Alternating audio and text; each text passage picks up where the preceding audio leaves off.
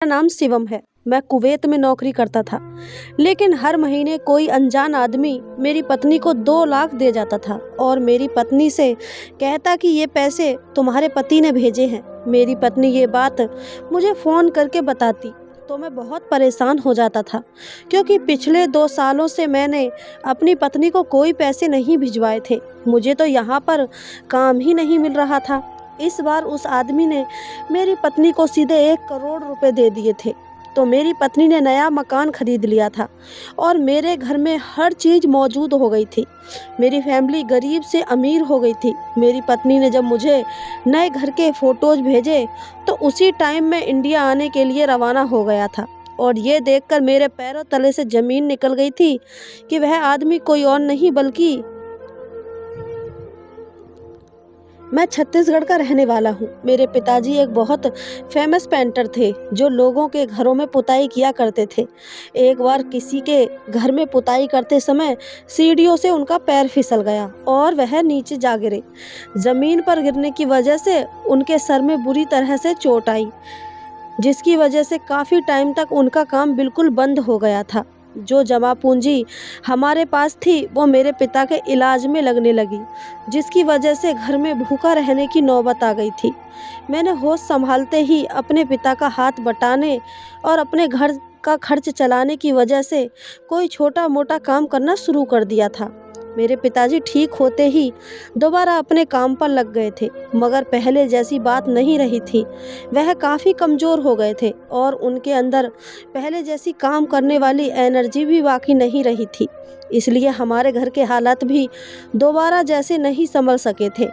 मगर जब मैं जवान हुआ तो अपने पैरों पर खड़ा होने के काबिल हो चुका था और इतना कमा लेता था कि दोबारा घर में कभी भूखा रहने की नौबत नहीं आने दी थी। और हमारे घर के हालात भी धीरे धीरे बेहतर हो गए थे। मेरी शादी मेरी माँ ने अपने पड़ोस में रहने वाली ही अपनी सहेली की बेटी इमली के साथ कर दी थी। मेरी पत्नी उम्र में मुझसे बहुत छोटी थी, मगर बहुत समझदार और खूबसूरत भी थी। वो ज़्यादा पढ़ी लिखी तो नहीं थी, लेकिन उसे देखकर कोई नहीं बता सकता था कि वह पढ़ी लिखी नहीं है, बल्कि वह तो ग्रेजुएट लगती थी। शादी के 1 महीने बाद मेरी पत्नी ने सारे घर को अच्छे से संभाल लिया था। मैंने भी अब 2-3 जगह काम करना शुरू कर दिया था, ताकि हमारे घर के हालात पहले जैसे हो सके और हमारी ज़िंदगी सुकून से गुजर सके। पहले हमारे घर में किसी तरह की कोई कमी नहीं थी, क्योंकि मेरे पिताजी हमारे मोहल्ले के सबसे फेमस पेंटर थे और मेरे पिता के हाथ में काफ़ी सफाई थी। इसलिए ज़्यादातर लोग अपने घर की पुताई मेरे पिता से ही करवाया करते थे, जिस पर मेरे पिता काम करने के अपने मुँह मांगे पैसे लेते थे और लोग मेरे पिता को मुँह मांगे पैसे भी दिया करते थे, क्योंकि लोगों को मेरे पिता के हाथ का काम बहुत ज़्यादा पसंद आता था। शादी के कुछ महीने तो हंसते मुस्कुराते गुजर गए थे और उसी दौरान हमारे घर 2 जुड़वा बेटे पैदा हुए थे और उसके बाद ही एक बेटी भी पैदा हो गई थी। इसी तरह से मेरे 3 बच्चे हो गए थे। इन तीनों बच्चों के आने के बाद घर में सब लोग बिजी रहने लगे थे और उनकी छोटी छोटी शरारतों से घर में खूब रौनक लगी रहती थी। मगर फिर हालात ने करवट बदली। मेरे पिता को किसी बड़े बंगले में पुताई करने का काम मिल गया था। हम नहीं जानते थे इस बड़े काम से मेरे पिता को इतनी ज़्यादा बेइज्जती उठानी पड़ेगी कि हमारा सारा घर बिखर जाएगा और हमारी ज़िंदगी बदल कर रह जाएगी और हम सारी ज़िंदगी के लिए दोबारा संभल नहीं पाएंगे।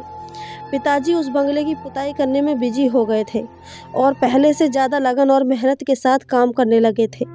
लेकिन एक दिन उनसे एक बहुत बड़ी गलती हो गई थी, जो उनकी सारी मेहनत पर पानी फेर कर चली गई। लगभग 2 महीने मेहनत से काम करके मेरे पिता ने उस बंगले का एक पोर्शन तैयार कर लिया था। इस बंगले के 2-3 दरवाजे एक जैसे ही बने हुए थे। मेरे पिता अक्सर देर तक अकेले काम पर लगे रहते थे। एक दिन मेरे पिता ने अपने साथ 2-3 लड़कों को भी काम पर लगा लिया था और वे सब मिलकर काम कर रहे थे कि बंगले का मालिक आया और उनसे मेरे पिता से कहा कि वह सब घर वाले एक इमरजेंसी हो जाने की वजह से शहर से बाहर जा रहे हैं। उन्होंने कहा कि आप और आपके मज़दूर अगर चाहें तो काम छोड़कर यहाँ से जा सकते हो, क्योंकि उनको वापस आने में पता नहीं कितना टाइम लग जाए। मेरे पिता ने देखा कि अभी तो काफ़ी सारा काम करना बाकी है। मेरे पिता लालच में आ गए कि दिन खराब न करने से बेहतर है कि वह काम करते रहें। मेरे पिता ने घर के मालिक से कह दिया कि वे लोग बेफिक्री से अपना घर बंद करके यहाँ से जा सकते हैं। मेरे पिता अपना काम पूरा करके ही यहाँ से वापस जाएंगे। घर का मालिक तो इस बात पर राजी हो गया था और वे लोग अपना घर बंद करके चले गए थे। उस दिन मजदूर भी टाइम पर फ्री हो गए और अपने घर को चले गए थे और मेरे पिता उस बड़े से बंगले में अकेले एक दीवार पर पेंट कर रहे थे। जैसे ही टाइम पूरा हुआ मेरे पिताजी ने अपना काम खत्म किया और बंगले के गेट को ताला लगाकर घर लौट आए थे। उस रात मेरे पिता बहुत बेफिक्र थे कि जल्दी ही काम खत्म हो जाएगा और उन्हें पैसे मिल जाएंगे। मेरे घर पर कुछ दिनों बाद ही चौथे बच्चे की खुशखबरी आने वाली थी।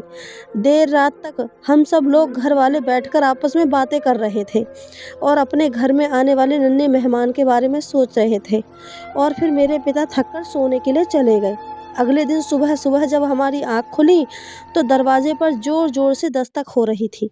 इतनी तेज दस्तक हो रही थी कि हम लोग सोते हुए से जाग गए थे। न जाने कौन था जो इतनी जोर जोर से दरवाज़ा बजा रहा था। सब लोग उठकर बैठ गए थे। मैंने जाकर दरवाज़ा खोला तो मेरे पैरों तले से ज़मीन निकल गई थी, क्योंकि मेरे सामने हमारे घर के दरवाजे पर पुलिस खड़ी हुई थी। उन्होंने मेरे पिता के बारे में पूछा था। उसी दौरान मेरे पिता भी दरवाजे पर आ गए। मेरे पिताजी ने पुलिस के सवाल पर अपना इंट्रोडक्शन करवा दिया तो वह पुलिस वाले कहने लगे कि तुम्हें अभी हमारे साथ पुलिस स्टेशन चलना होगा। यह सुनकर तो हम लोग हैरान हो गए थे और पुलिस के ऐसा कहने पर हम लोग बुरी तरह से घबरा गए थे। मैंने घबराते हुए शब्दों में उनसे अपने पिता को ले जाने की वजह पूछी तो उन्होंने पहले तो मुझे खा जाने वाली नज़रों से घूर कर देखा और फिर जो बात उन्होंने कही इस पर मैं हैरान रह गया था। हम सब भी अपने पिता की गलती जानने से पहले बहुत ज़्यादा डर रहे थे कि अगर पुलिस किसी इल्ज़ाम पर मेरे पिता को लेने आई है तो उससे छुटकारा पाना तो बहुत मुश्किल हो जाएगा। मेरे पिता के बार बार पूछने पर पुलिस वालों ने हमें बताया कि आप जिस घर में पुताई का काम कर रहे थे वहाँ से काफ़ी सारे पैसे और जेवरात चोरी हो गए हैं। उन्होंने बताया कि कोई ऐसा इंसान है जिसने घर के सारे दरवाजे तोड़ दिए और लगे हुए तालों को तोड़कर घर के अंदर आए थे और आराम से सारा सामान चोरी करके ले गए हैं। घर वालों ने सारा इल्ज़ाम मेरे पिता और उनके साथ काम करने वाले 3 लड़कों पर लगाया था। उस बंगले के मालिक ने पुलिस को बताया कि पेंटर और उसके साथ काम करने वाले लड़के सारा दिन घर में घुसे रहते थे और हर चीज़ पर उनकी नज़र रहती थी और जब लोग इमरजेंसी में घर से गए तो पेंटर और उसके साथ तीनों लड़के मौके का फ़ायदा उठाकर वहीं पर रुक गए थे और उनके चले जाने के बाद आराम से चोरी कर ली। मेरे पिता पुलिस को बार बार कह रहे थे कि उन्होंने ऐसा कुछ नहीं किया, बल्कि वह तो कस्में भी खा रहे थे कि ये सब कुछ झूठा इल्ज़ाम है। उन्होंने उस घर का 1 रुपया भी नहीं उठाया था और ये बात मैं अपने पिता के कहने से पहले जानता था, क्योंकि मेरे पिता ऐसे इंसान नहीं थे।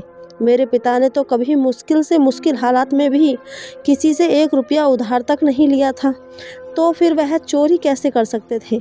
भले ही उन्होंने भूखे रहकर ज़िंदगी गुजार ली थी, मगर उन्होंने कभी ऐसा जुल्म नहीं किया।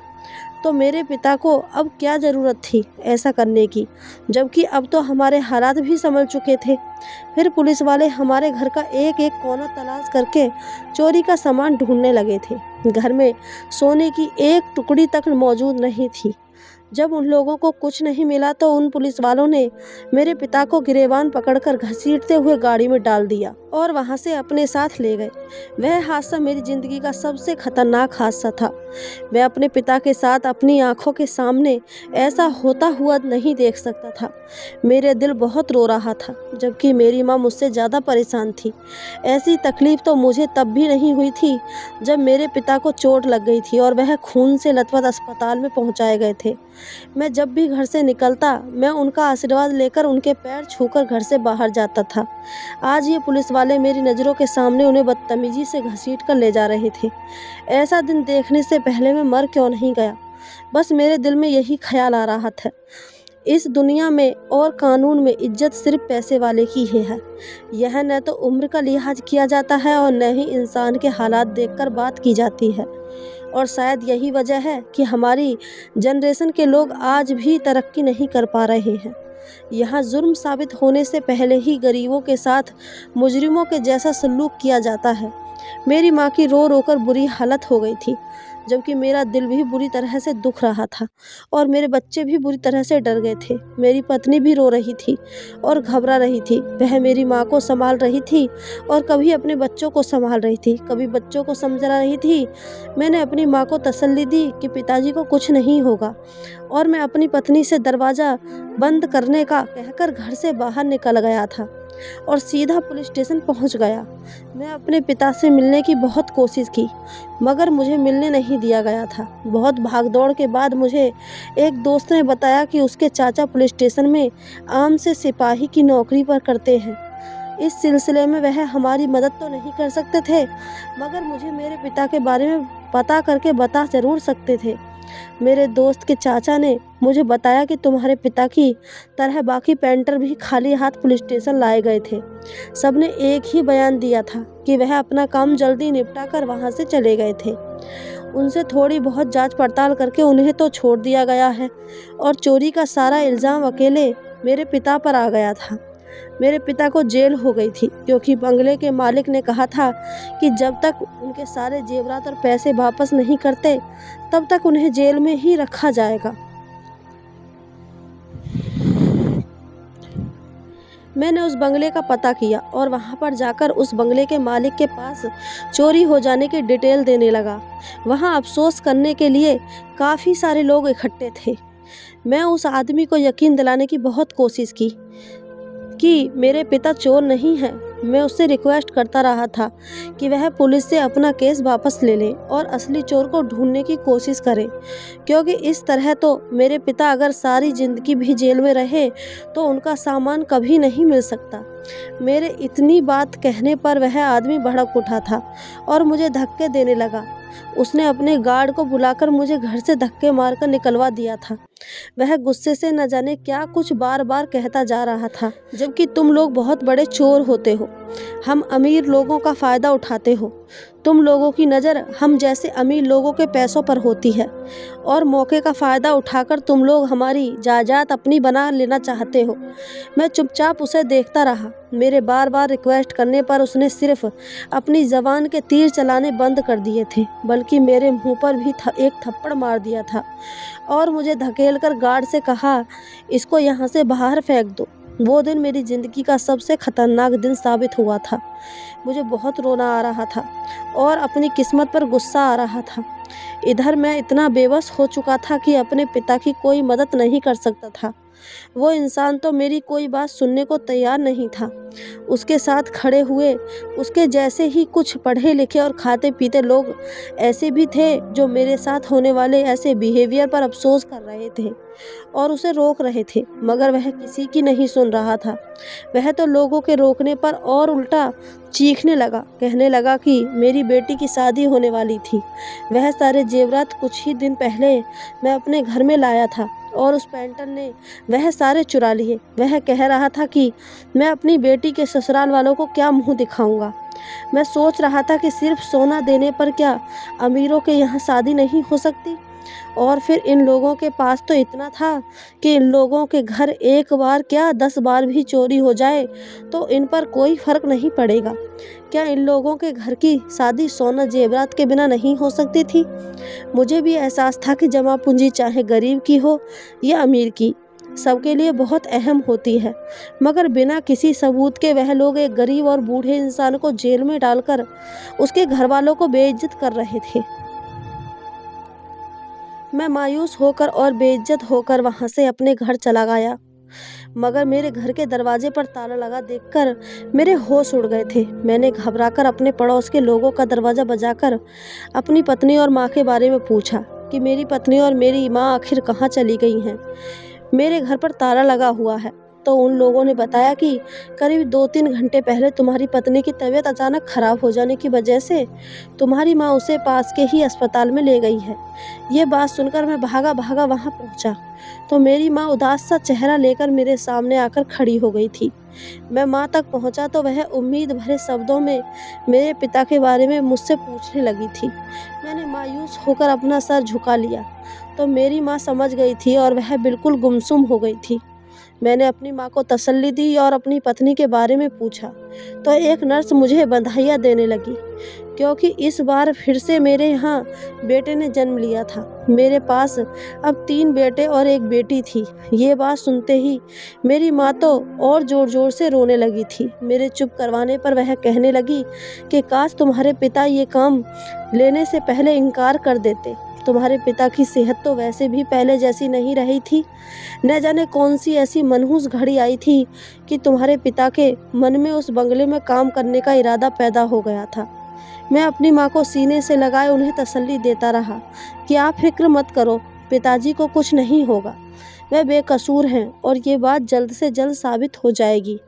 मेरी पत्नी की हालत संभली तो हम उसे घर लेकर आ गए थे। दूसरी तरफ मैं अपने पिता के लिए भी भाग दौड़ करता रहा था।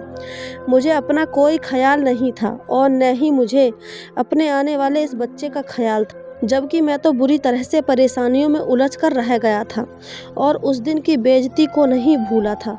दोबारा से उस बंगले के मालिक के पास चला गया था, क्योंकि मुझ जैसा गरीब इंसान वकील हायर नहीं कर सकता था और ना ही कोई ऐसा था जो मेरी मदद कर सकता था। मेरे पास भगवान के सहारे के सिवा और कोई चीज़ नहीं थी और उसके बाद उस इंसान का सहारा था जो कि मेरे पिता को बेकसूर मानकर माफ़ कर देता, मगर वह मेरी तो एक बात भी सुनने के लिए तैयार नहीं था। उसे यकीन था कि हम उसका पैसे जेवर छुपा रह चुके थे। वह हर बार एक ही बात दोहराता रहता था कि अगर मैं उसे उसका सामान लौटा दूंगा तो वह मेरे पिता को माफ़ कर देगा और अपना केस वापस ले लेगा। इस दौरान मेरे पिता से मिलने का मौका मुझे मिल गया और मुझे मेरे पिता से मिलने दिया गया। अपने पिता की हालत देखकर मेरी हिम्मत टूटने लगी थी। वह बहुत ही बुरी हालत में जेल के एक कोने में बैठे हुए थे। उन्हें देखकर मेरी आंखों से आंसू आ गए थे। मैंने उनको बताया कि हमारे यहाँ बेटा पैदा हुआ है, तो वह बहुत खुश होने लगे और कहने लगे कि अपने बच्चों को मेरे बारे में कुछ मत बताना, वह छोटे हैं, मैं नहीं चाहता उन छोटे बच्चों के सामने मेरी बेइज्जती हो। कह देना कि मैं किसी काम से दूसरे शहर गया हूँ। मैं नहीं चाहता ये बात सुनकर बच्चे सोचने लगे कि शायद उनका दादा सच में चोर है। मेरा दिल अपने पिता की ऐसी बातें सुनकर तड़पने लगा था। गरीबी इंसान को कभी कभी बहुत बेबस और लाचार बना देती है। अब मुझे पहली बार अपने गरीब होने पर बहुत दुख हुआ था।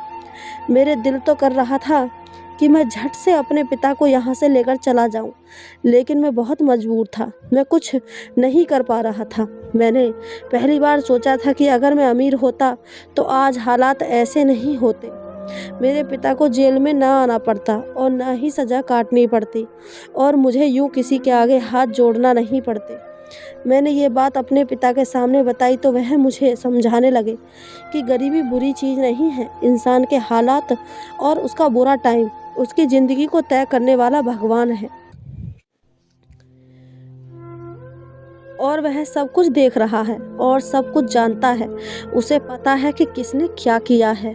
वह सारे इंसाफ करता है और सच कभी छुपा नहीं रहता। सच एक ना एक दिन दुनिया के सामने ज़रूर आ जाता है। गरीबों को गाली बनाने वाले तो ये ज़मीन पर रहने वाले लोग थे, जो गरीब को जुल्म की चक्की में पीसकर अपने आप को पूरा और बेहतरीन इंसान समझ बैठे थे। मैं अपने पिता को तसल्ली देकर आ गया था और उसके बाद मुझे पूरे 2 साल बाद अपने पिता से मिलने जेल जाना पड़ा था। मेरे पिता कभी घर वापस नहीं आ सके थे। जेल में रहकर वह बीमार और बहुत ज़्यादा कमज़ोर हो गए थे। मैं अपने माता पिता की परेशानी में बेकार हो चुका था। पूरे 2 साल बाद मेरी माँ भी हिम्मत हार चुकी थी और वह अपने पति के इंतज़ार में इस दुनिया को छोड़कर चली गई थी। मैं अपने पिता को माँ की मौत के बारे में बताने का सोच ही रहा था कि एक दिन मुझे खबर मिली कि मेरे पिता भी इस दुनिया से जा चुके हैं। वे दोनों ही दुनिया वालों की दी हुई इंसल्ट से बुरी तरह से थक गए थे और भगवान को प्यारे हो गए थे और मेरे दिल में उनका गम और उनकी सच्चाई दबी की दबी रह गई थी। मेरी पत्नी और मेरे बच्चों के लिए मैं मेहनत मजदूरी में लग गया था, मगर ना जाने किस्मत को क्या मंजूर था। मेरा काम लगातार हर जगह से धीरे धीरे ख़त्म होने लगा था। मैंने पूरे 2 साल बहुत मेहनत कर ली थी, लेकिन मैं अपनी मेहनत में बेकार ही रहा था और घर में फिर से भूखा रहने की नौबत आ गई थी। अपने मासूम बच्चों को भूख से बेचैन देखकर मैं थक गया था मैंने लोगों से उधार लेना भी शुरू कर दिया था और पैसे जमा करके मैं कुवैत पहुंच गया था।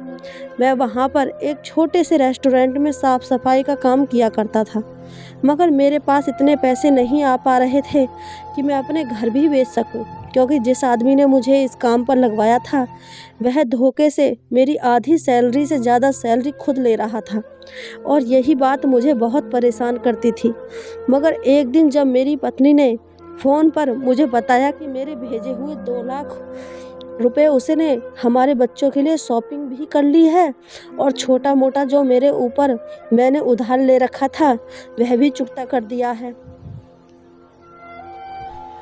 यह सुनकर मैं हैरान हो गया था, क्योंकि मैं तो जब से यहाँ पर आया था मैंने 1 रुपये भी अपने घर नहीं भेजा था।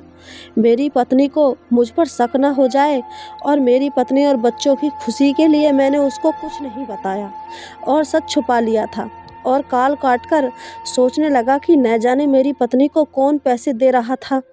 इस बात को मैं अभी भूल नहीं पाया था कि अगले ही महीने फिर से मेरी पत्नी ने वैसे ही पैसे मिल जाने पर मुझे कॉल की और कहने लगी कि आपके भेजा हुआ आदमी मुझे पैसे दे जाता है और वो आदमी मेरी पत्नी से कहता था कि ये पैसे तुम्हारे पति ने भिजवाए हैं। मैं अपनी पत्नी को ये पैसे लेने के लिए रोकना चाहता था, मगर हर बार मेरे बच्चे उन पैसों से अपनी ज़रूरत को पूरा करने की खुशी मुझे बताते थे और मेरी ज़बान बंद हो जाती थी। मगर लगातार कई महीनों तक ऐसा ही हो रहा था।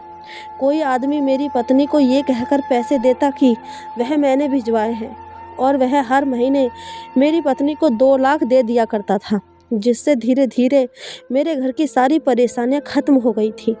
यहाँ तक कि मेरे घर में गरीबी ख़त्म होने लगी थी। मैं परेशान हो गया था कि न जाने वह कौन था जो बेवजह मेरे घर पर हर महीने इतनी ढेर सारे पैसे दे दिया करता था। मेरी पत्नी जवान और कम उम्र की औरत थी और मैं 4 बच्चों का पिता था। मुझे यह बात बुरी तरह से परेशान कर रही थी, न जाने इतने सारे पैसों के बदले कल को मेरे साथ कुछ गलत ना हो जाए, क्योंकि मेरे पिता के साथ जो हुआ था मेरे लिए वही भूलने के काबिल नहीं था। इसलिए मुझे हमेशा टेंशन रहती थी। एक दिन तो मेरी पत्नी ने मेरी जान ही निकाल दी थी, क्योंकि वह आदमी उसे पूरे 1 करोड़ रुपए दे गया था। 1 करोड़ रुपए किसी गरीब इंसान के लिए बहुत बड़ी से बड़ी भी रकम होती है और उन पैसों से मेरी पत्नी ने एक बंगला भी खरीद लिया था। इस बार मैं सारे काम छोड़कर इंडिया वापस आ गया था। घर पहुंचकर देखा तो मेरे घर के हालात काफ़ी हद तक बदल चुके थे। घर से गरीबी का नामो निशान मिट चुका था। घर में अच्छा खाना पीना था और मेरी पत्नी ने उन 1 करोड़ से जिससे मैंने उधार लिया था वह भी सब दे दिया था। मेरी पत्नी ने उन पैसों से बंगला खरीद लिया था। मेरी ज़िंदगी भी आसान हो गई थी अगर मुझे ये बेवजह पैसे देने वाले का नाम जानना था कि न जाने ये कौन इंसान था और क्यों हमारे साथ इतने एहसान कर रहा था। मैं महीना ख़त्म होने का इंतज़ार करने लगा और जब वह आदमी पैसे देने आया तो मैंने ही दरवाज़ा खोला था। वह आदमी मुझे देखकर फ़ौरन ही घबरा गया था। मैंने उसे रोक लिया और उसको पकड़कर सख्ती से सवाल किया कि वह कौन है और वह क्यों हर महीने मेरे घर पर पैसे देने आता है। मेरे सवाल पूछने पर वह सर झुकाकर कहने लगा तो मुझे अचानक ही गुस्सा आ गया था। वह कहने लगा कि वह उस आदमी का बेटा है जिसने 2.5 साल पहले मेरे पिता पर चोरी का इल्ज़ाम लगाकर उसे जेल भिजवा दिया था। यह सुनकर मेरे अंदर गुस्से की आग भड़क उठी थी। मैं उसके पिता की तरह उसे धक्के नहीं दे पाया था, मगर मैंने उसे इतना ज़रूर कहा था कि मैं तुम जैसे घमंडी और धोखेबाज लोगों के पैसों का मैं हकदार नहीं हूँ। इसलिए जो पैसे तुम यहाँ पर लेकर आए हो उन पैसों को वापस ले जाओ और जो पैसे मैं तुम्हारे अब तक ले चुका हूँ वह मैं तुम्हें वापस कर दूँगा। मेरी बात पर उस लड़के ने कहा कि तुम ये नहीं जानना चाहोगे कि मैं इतनी बड़ी रकम तुम्हारे घर पर क्यों देता रहा हूँ? उसके सवाल ने मुझे एकदम ही हैरान कर दिया था। मैं इस बात की वजह जानना चाहता था। मेरे खामोश होने पर उस लड़के ने मुझे धीमी सी आवाज़ में सब बता दिया। उसकी बताई हुई वजह मेरी सोच से भी ऊपर थी। मैं उस लड़के को देख रहा था और मेरी आंखों में आंसू आने लगे थे। वो बता रहा था कि जब उसके घर पर चोरी हुई थी तब मैं अपनी फैमिली के साथ नहीं रहता था, बल्कि मैं हॉस्टल में दूसरे शहर पढ़ने के लिए गया हुआ था। मैं उसी दिन अपनी बहन की शादी के लिए वहाँ पर पहुँचा था। उस दिन तुम जब पहली बार अपने पिता की बेगुनाही को बताने के लिए हमारे घर पर आए थे और मेरे पिता ने तुम्हारी बहुत बेइज्जती की थी। यह सब सुनकर मैं बहुत परेशान हो गया था। उस लड़के ने बताया कि उनके घर में होने वाली इस चोरी के पीछे किसी और का नहीं, बल्कि मेरी उसी बहन का हाथ है जिसकी शादी होने वाली थी। मेरी बहन का अफेयर किसी और लड़के के साथ चल रहा था और वह अपनी शादी से खुश नहीं थी। उसने अपने माता-पिता के उस दिन घर से जाने का फ़ायदा उठाया और घर से जाते हुए अपने बॉयफ्रेंड को घर में किसी के ना होने के बारे में बता दिया था। हमारी फैमिली के घर से निकलते ही मेरी बहन का बॉयफ्रेंड अपने दोस्तों के साथ घर में घुस आया था और उसने हमारे घर में घुसकर सारे जेवरात और पैसे चुरा लिए और फरार हो गया था। उन दोनों के बीच ये बात फिक्स हो गई थी कि वह बाद में घर से भागकर शादी कर लेंगे, मगर वह लड़का चोरी करने के बाद मेरी बहन को धोखा दे गया और वापस आया ही नहीं। उस लड़के ने अपनी लाइफ सेट कर ली। जब वह लड़का मेरी बहन से शादी करने के लिए नहीं आया, तो मेरी बहन ने खामोशी से अपने माता-पिता की मर्ज़ी से साथ ही शादी कर ली और मेरी बहन की शादी के 6 महीने बाद मेरी बहन का बॉयफ्रेंड फिर से उसे पैसों के लिए ब्लैकमेल करने लगा और फिर ये बात मेरी बहन के पति को भी पता चल गई थी। उसने ये बात पता चलते ही मेरी बहन को डिवोर्स दे दिया और उसे घर से निकाल दिया। मेरी बहन जब हमारे घर पर आई और उसने हमें सच्चाई बताई तो हमें बहुत अफसोस हुआ था। यह सुनकर मैं हैरान रह गया था कि मेरे पिता के साथ इतना बड़ा धोखा किया गया था। ये बात तो मैं अच्छे से जानता था कि मेरे पिता ने चोरी नहीं की है, मेरे पिता को धोखे से फंसाया गया था। उस लड़के ने बताया कि मैंने अपने पिता को समझाने की बहुत कोशिश की थी कि वह तुम्हारे गरीब पेंटर पिता को जेल से रिहा करवाएं, क्योंकि तुम्हारे पिता बेकसूर हैं, मगर मेरे पिता अपनी इज्जत के लिए खामोश रहे थे। अगर मेरे पिता तुम्हारे पिता की बेगुनाही साबित कर देते तो इसके लिए मेरी बहन का राज खोलना पड़ता और इसी तरह से तुम्हारे पिता को सज़ा मिलती रही। मेरे पिता अपनी जिद पर डटे रहे और इसी तरह से इस हादसे के पूरे 2 साल बाद मेरे पिता की मौत हो गई। उनकी मौत के बाद मैं तुम्हारे पिता के पास जेल गया था और उनको सब कुछ सच बता दिया था। मैं तुम्हारे पिता को जेल से रिहा करना चाहता था, इसलिए मैं पुलिस वालों को भी सारी बात बताना चाहता था ताकि तुम्हारे पिताजी जेल से निकल जाएं। मगर तुम्हारे पिता इतने अच्छे इंसान थे कि उन्होंने मुझसे कहा कि अगर तुम मेरी सच्चाई लोगों के सामने लाओगे तो तुम्हारी बहन की बदनामी होगी। इसलिए उन्होंने मुझे मेरी बहन की बदनामी करने से रोक दिया था और इस बात के कुछ ही दिन बाद तुम्हारे पिता भी मर गए थे। वह लड़का मुझे सारी बात बताने के बाद रोने लगा था, लेकिन जाते जाते वह मुझे बहुत बड़े दुख में डाल गया था। वह लड़का सब कुछ बताने के बाद कहने लगा, ये सारा पैसा उस एहसान के आगे कुछ भी नहीं है जो तुम लोगों ने हम सब पर किया। वह कह रहा था कि ये पैसा सिर्फ उस इल्ज़ाम को ख़त्म करने के लिए है जो मेरे पिता पर लगाया गया था। वह हमारे घर पर मुझसे माफ़ी मांगने भी आया था, मगर तब मैं कुवैत चला गया था। वह लड़का मुझसे माफ़ी मांगकर मुझे ये सब बताकर चला गया था और मैं ये सोच रहा था कि ये पैसा मेरे पिता की इज्जत और हमारा अच्छा वक्त नहीं लौटा सकता है, लेकिन उस लड़के की सोच ने मुझे यकीन दिलाया था कि अच्छे बुरे इंसान तो हर जगह पर होते हैं। वह भी एक जालिम पिता का एक नरम दिल और शरीफ बेटा था, जिसके पास पैसा भी बहुत था और उसका दिल भी नरम था। लेकिन फ़िलहाल जो हमारे साथ हो चुका था, उस वक्त को याद करके आज भी मेरी आंखों में आंसू आ जाते हैं। मेरे पिता एक बेकसूर इंसान थे जिनको कुछ न करने की सज़ा मिली थी और इतनी बड़ी सज़ा मिली थी कि वह अपनी सज़ा को भुगते भुगते इस दुनिया से चले गए थे। मैं भगवान से यही प्रार्थना करता हूँ कि जैसा हमारे साथ हुआ ऐसा किसी के साथ ना हो। कोई भी अमीर इंसान किसी गरीब के साथ ऐसा ना करे कि जिस वजह से वह इंसान अपनी इज्जत खो बैठे और अपने अपनों को भी खो बैठे। दोस्तों, आपको कहानी कैसी लगी हमें कमेंट करके ज़रूर बताएं। कहानी अच्छी लगी हो तो वीडियो को एक लाइक, चैनल को सब्सक्राइब ज़रूर करें। धन्यवाद दोस्तों।